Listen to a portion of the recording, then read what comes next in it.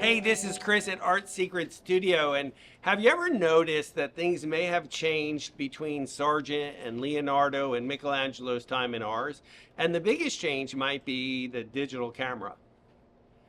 When I have a camera, I want to copy the picture, and there's no changing of the picture. When you look at Sargent's drawings, and there's one in particular of a man that's sort of diagonal. So Sargent has this leg up at an angle, and you see his drawing, and he erases it because you can still see the charcoal. And it looks like an animation because now you can see it moved again, and it's erased and moved. And when he finally got the angle to go the same as the leg, the whole thing dynamically came together. And it was so incredible that he changed the drawing for the drawing. Pretty scary sentence. Imagine doing what the drawing needs for the drawing's sake. And that's not done in our drawing. And now that I have these 46 megapixel camera, even better than the 24, which was even bigger than the 12, and then the 6, oh gosh, my mom had thousands of photographs that I documented, our whole family album on digital, because it's a 6 megapixel camera, and will we ever need it to be bigger than this? Well, at 46 megapixels, you better believe I'm doing it just the way it is. And I'm looking at the picture of her son and the dog here, and I start to notice a couple things. Now, in fairness to her, this is supposed to be a very quick, brief sketch working out color schemes, the composition, things like that. It's what you would do great at. Well, and I noticed, he got yelled at all morning, so I had to build him up. Remember, being male, his brain hasn't gone beyond 5. Okay, so I'm looking at the contrast at the top of the head most. And I'm thinking, this is a very loving picture of the boy and the dog. And what could we do? And the first thing you could actually do is you could say, well, I think just having the softness, the repeated of the golden retriever's hair might be neat. Making some textures are kind of flowing. Whether I use them in 2 or 3 places, I don't know. Maybe is that the most important thing, the soft textures. And the painting could be about texture, but just very soft texture. Sculpture can be about texture as well as the object. How polished is it? Michelangelo's unfinished Pietà in the Duomo Museum across from the main Duomo church is spectacular. One of my favorite of all time. It's unfinished. That was his message. So I want to do a couple sketches to show you what if. Now, it doesn't mean I'm right, and it doesn't mean it's going to work. But I'd rather find that out now in this sketch than get halfway into the portrait, spend all these hours getting the flesh cone right, and realize I got to do the whole thing over. Because there's something about the back of my head saying, Sargent 3 years in El Jalejo, only for them to have x-rays where all the lines were parallel to the page, and it ends up diagonal 3 years later. Every exercise we do in this class is because I failed at something, and I'm looking for a way for you to be learned so you would not fail in these things. That's the part you don't realize. I've done there, I've done that, I've been there, I've done that there, and been that, and it didn't work. And I don't want you to have to go through the same suffering. Everything you guys have gone through, I have done. That either makes me a really good teacher or a really bad artist. I draw as well with my left hand as my right hand. I am so gifted. Or I have made so many poor marks where the drawing is off so many times with my right hand that I fixed it with the eraser with the left hand, and now I draw as well with my left hand because I can't draw with my right hand. It depends how you look at it now, isn't it? So let me zoom in and start a couple drawings. A diagonal or a horizontal, and I knew, so if I make my first mark, the calmness of the pillow, then I might start making other horizontal marks. If I make it the diagonal, then that could say action and emotion. So right now, she has him, you know, sort of like this.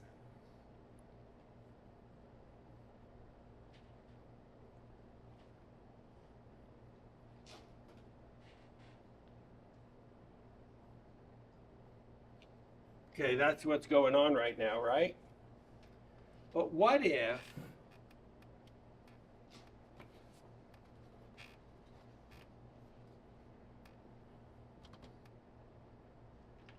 I'm going to leave it there.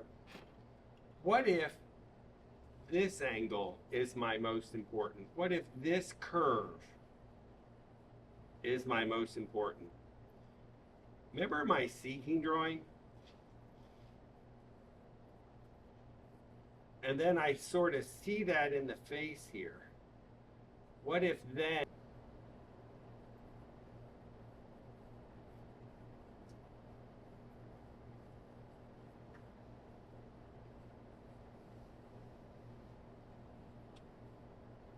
no, I'll have to start from his face here. I don't know how you're going to do this, Lori. This is a nightmare.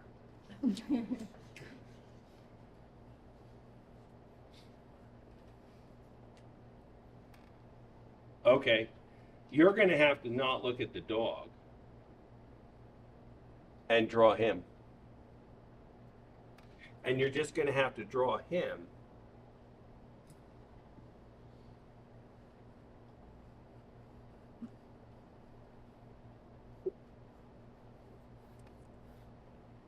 So that line is much bigger here than originally. That line might be only this big, that negative space. We need to lengthen that to push that head this way and make this neck go this way.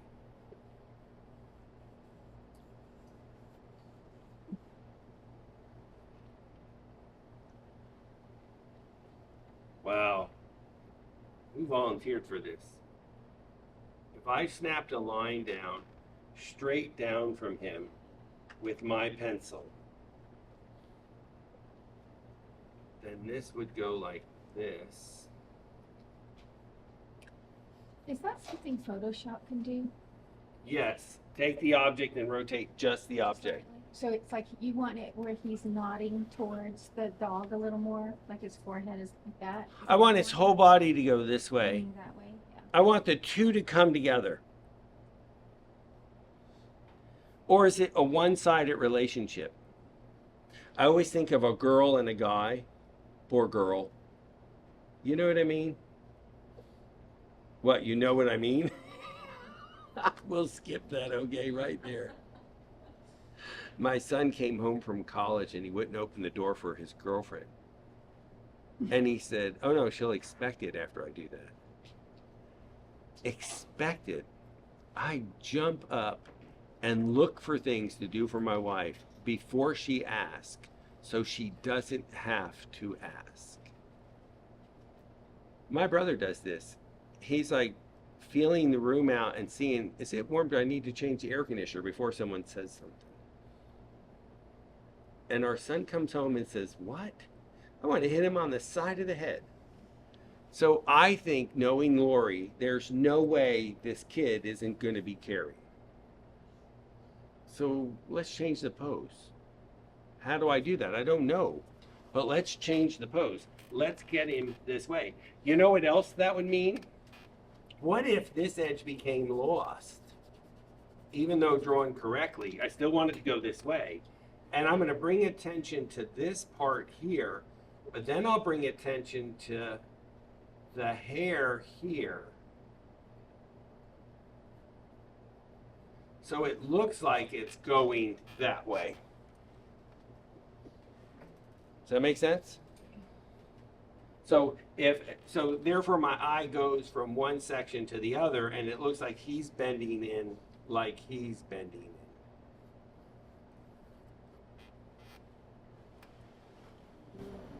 in. Okay, how long did it take for me to do a sketch? I'm huge into these little sketches that figure out problems. But what does it also do that's so important about that? The sketch teaches me something about the person and Lori's connection with this boy. Does that make sense? What are you thinking? You're looking at the picture? Are you reading your text? No, actually, I was wondering if I'm in a picture. A different picture. That should have been a different angle. Yeah. But do you think, again, that goes back to the story, because if you do him upright and the dog is laying on him, there's almost like a Strength. The dog is secure in his master. That's correct. And his master's Yeah. love. And I like the male as the master thing. Well, no, and that's actually the drawing. Yeah. I think he brings that up. The gesture for seeking drawing was about his arms coming around in this softness and like almost like a moment, that comfort. Okay, so there, again though, if we can work this out. But okay, so what happens then if it does stay this way, but you just found the edges this way, and then the hand coming over and the hand here, then you find that it is still drawn straight, but I don't look there, that becomes lost edges. And you still get the feeling it's bending in without changing the drawing. I've had to do that in the past. I did a portrait for a friend just to give it to him as something fun. And she couldn't have been 5'1", 90 pounds. I doubt she was that big. And cute as can be. And I did a picture of her like this.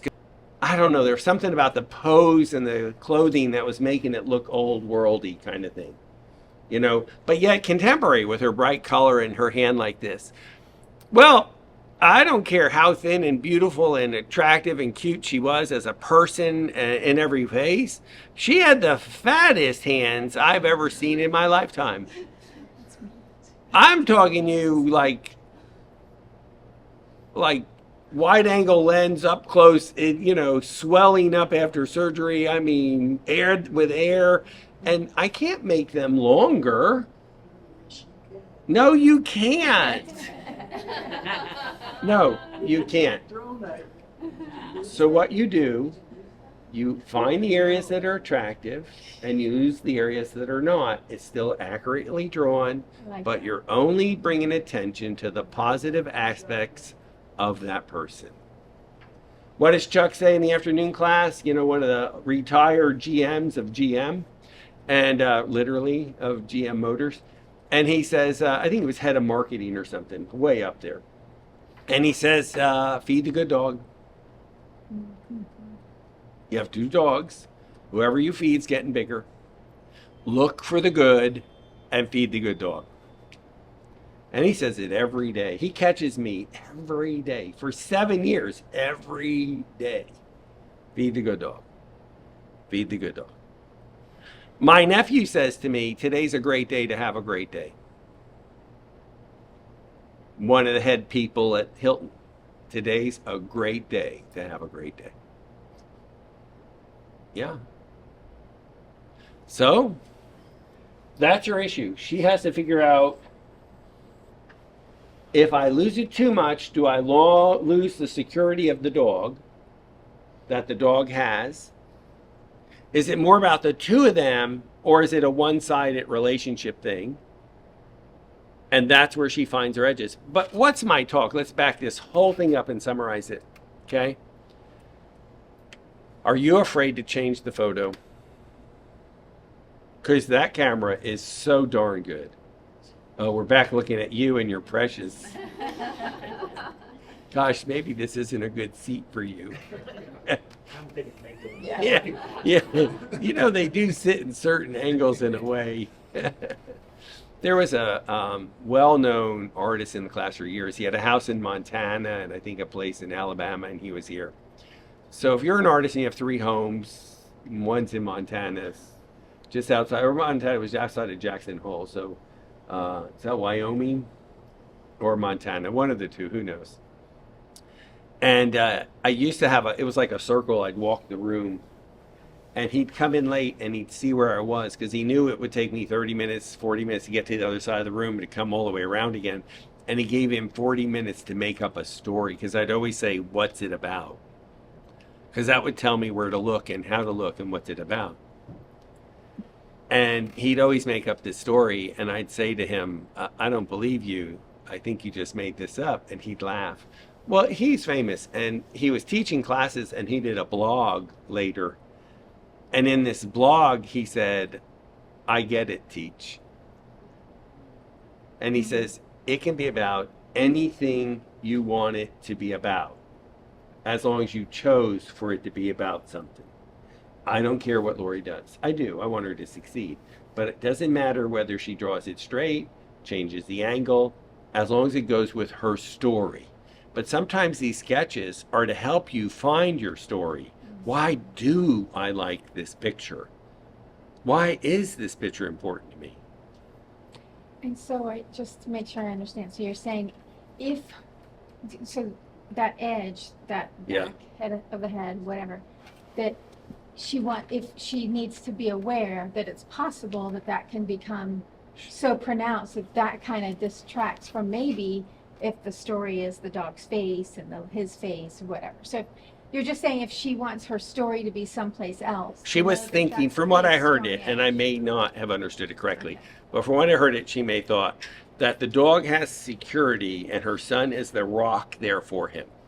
A vertical line represents permanence. It's called plane. Lines that are parallel to the page, horizontal or calm, vertical or uplifting, and a sense of permanence. Okay, I remember vertical lines because in the Pantheon, above this Capitol of this 20-ton brick stone, are these women. That's a Greek statue. And there's a bunch of them.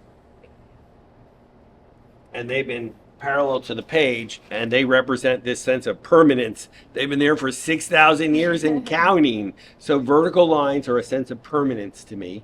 Horizontal's calm. So the dog finds safety, strength, protection. That could be a message. Now the question is how dark you make it, how strong you make it, changes that perception or amps it up. Now that's your next sentence.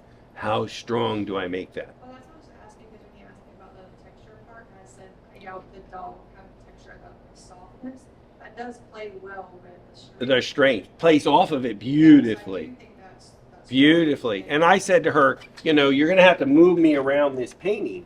Originally I said, you're going to get me to look here. It represents strength, permanence, stability, your keywords. You write them down. Okay. But this part of the dog in the hair represents golden retriever. Tell me a golden retriever you haven't loved. Right? So that soft fuzziness. So I could use brush strokes here, and I could use contrast here. Oh, see, I'm not using his hair and the dog. I'm using elements of art in these places. I have to train you how to make these elements of art work for you. The value scale is an element of art.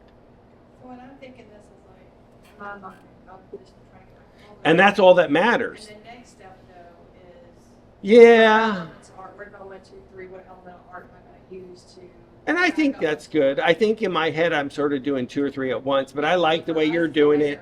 We're just doing one. She's just playing with the color right now, and I shouldn't have interrupted.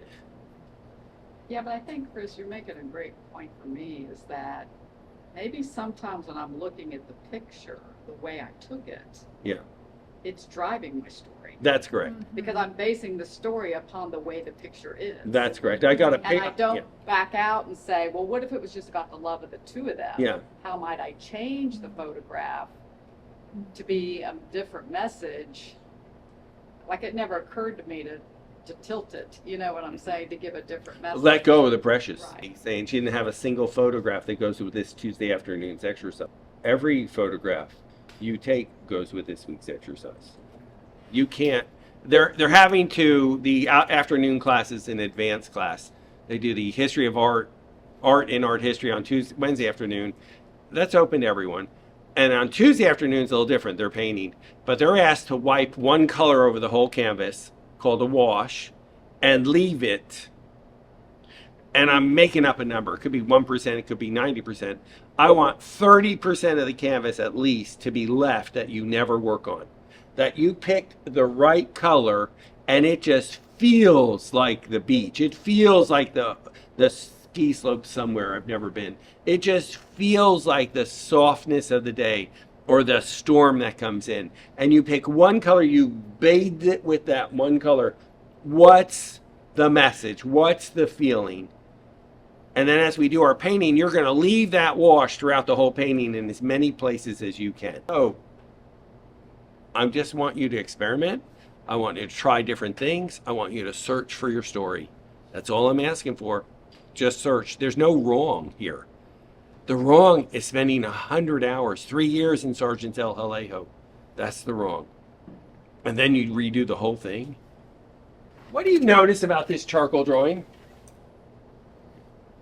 looks angular. Yeah, it does. But what do you notice about this face right here? What things? Lost. Not there.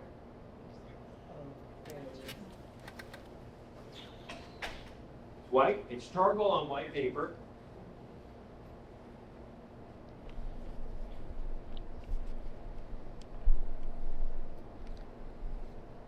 I don't think he erased. Hello. You know what happened for me is this. I think I do too much sketching and not enough looking at drawing. I think I need to learn to draw shapes better. You know, the yellow lady. Don't look at mine. It's terrible. Go to the other hand. That exercise. So what's the point of this I'm not in it. exercise? Okay. What's wrong with Lots of things. Where's your charcoal? Oh, right here. Okay. So I got to go around the camera. So this hair, what if we drew a straight line? You know, more boxy.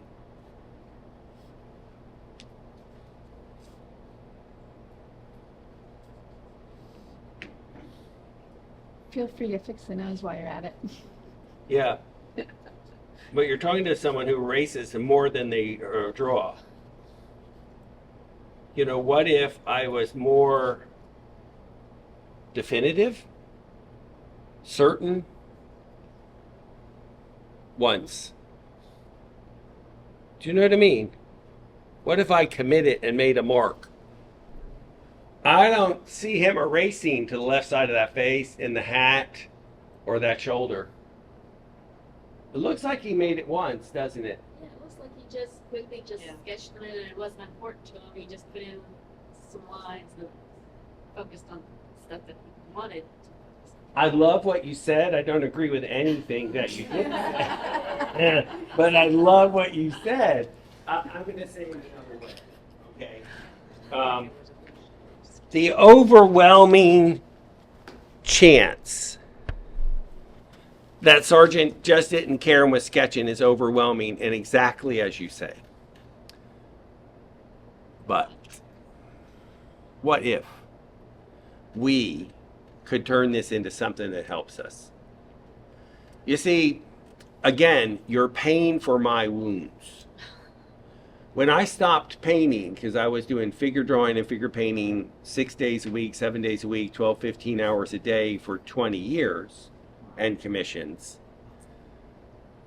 And then I stopped for like 5 or 10 years. I don't even know. So I can't even get the math right. So I don't even know. When I started again, I really never got to the level I once was. And it's not that I learned how to draw, it was just that I did it every day. I couldn't teach it, but I knew how to do it. Now I'm having to learn to teach it. And I'm having to learn how to do it so I can teach it. So what happened was, we're doing Lady Agnew in the class. We filmed this painting of Sargent, the lady in the purple dress with her arm hanging over the chair. And he makes this long brushstroke, and it's just thick paint, and he flicks it as if half the paint hit the floor. It was so beautiful. And I have these cameras on me, these 2 big lenses and all these things, not these little cameras like this. I mean, it's pretty, there's a camera on the pallet. There's 2 cameras here. We have an advanced class. We're all doing this. And I'm thinking in the back of my head, what if someone from the Portrait Society watches this? So what if someone who paints portraits for a living, who knows I messed up with the drawing? So I'm making the most tentative brushstroke, almost shaking as I'm going down. And I'm saying to myself, literally, exact quote, careful, stay on the line. It's like the Jeep commercial. The line's your friend. Don't go outside the lines. The Jeep where she can't take it and then goes off into the dirt and she's following the yellow line and then turns off as her life goes through her life, whatever. And I'm making this pitiful brushstroke. He made a mark this long, and it's as if it went, like with a 2-inch or 4-inch Home Depot brush, and half the paint's on the floor, and my brush is like wiggling with fear all the way down. That weekend, I started to literally start drawing and doing exercises. And that's where I came up with, how can I fix the bar drawings and make them work for you and use the measuring? And that's what's helped me. One more thing I left out, whenever a commission shows up, when we're still in the negotiating stage, I start drawing every morning 40 minutes. And during the entire commission, I draw every morning for 40 minutes. My eyes got to be going like this. And because I work for a living, I don't rely on the commission. I get to hand pick, but my eye gets lazy. But when I'm painting, it can't be. So during that time, it's like, it's silly to say it, but it's like an athlete. And I've got to work that muscle. For a long time, I would always do Sargent's every morning. I would do all his charcoals, and and it'd be like that, but it would not, where I'm, no plumb line. I would just draw, sometimes I draw a plumb line, but that would be it. And then I would just draw the shape, because I'm drawing from a monitor. That's why this came from work. I was hoping to use it, but I can't hook a HDMI to it. This only has the ability to, it has JPEGs. It's so old. It's a 15-year-old iMac. So by doing that, all I'm doing is I'm focusing on getting my drawing right and training my eye to see, going up and down, left and right. So fast forward, the next week I came to the class and I said, hey, I figured out how we can fix the bar drawings, make them better than anyone's ever realized by making it the same size. And we have that in the exercises. So I said, I want to redo that mark. I measured where it started, I measured where it ended, and I took my brush and I made one stroke and I pulled and I said, that's better. The brush stroke had to feel something.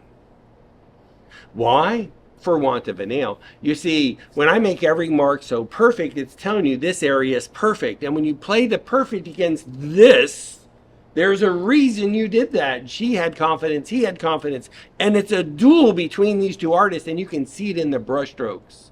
So when Lori's saying, okay, now I'm going to play with some of the texture against the strength, she has something she's starting to play against. Okay, the drawing program is for a reason. It's so you don't do the Lady Agnew and make a mark that's so wimpy that I had to do it all over again. Does that make sense? So, why do I think this drawing by Sargent is a great thing? To learn to see shapes at a higher level, to slow down and make that shape right, to be more definitive and confident. Can you come here for a second? No, get over here. Can you come here just for a second? I have to be careful because I took my brace off. I want your wrist. You're gonna shape me? No. I want you to be so confident. Okay. Right? That's what I want. I want you to have that confidence. And I think the beginning exercises are not beginning. We have a professional artist who is dying in the very basic exercises that we give the 8-year-olds on Saturday. But don't take that wrong. No. It's a horrible thing that little boys do. They tease the people they like. I think he's going to be wonderful, so he'll always be an easy target to be teased. So, does this make sense? Yeah. So I think this would be cool if we have to do these big drawings, and I'll find more like it, where you got to just put it in and leave it, so you build confidence. I'm starting to do shapes a little better. That's a neat thing for me. So what would you say if we were to draw every morning? Oh, I'd start with the Sargents Do this art. in line, and then you could even do some of them eventually where you just start blocking them in. You know, like the guy, the Oxford Yuppie Yates. Yeah, I would just like the video where I kind of block in the shadow side real quick and then refine the shape and never really got into the drawing. That's how I would do so many of these. You know, just kind of shade it in kind of quickly and then refine the drawing as you go. Shade it in, refine the drawing as you go. Just like that video. It's like an 18-minute video I made on how I do this. The 2 ways that I measure. I don't want you measuring. I want you to learn to see shapes and put it in. So do I want to draw like that? Yeah, when we go to the beach. Mm-hmm. Right? We go to Charleston. We're going to go to Charleston October 15 through 17. Tuesday, Wednesday, Thursday. The oddest time of the year. Yeah, Tuesday, Wednesday, Thursday. I pick my vacations on a Tuesday, Wednesday, Thursday. We're going to Charleston to walk around the galleries and take photos in the morning. But who knows? Maybe at lunch. I don't know. It's an art group. Maybe we could draw. Oh gosh, go out on a limb here, you know? Because we don't. And we don't because of confidence. So it's my job to find exercises to build, instill confidence in you that you say, I can do this. That's what I'm after now. I can do this. You can do this. Right? That's my job. I'm on a mission. I'm not failing. You will be punished till you get it. Make sense? But you would copy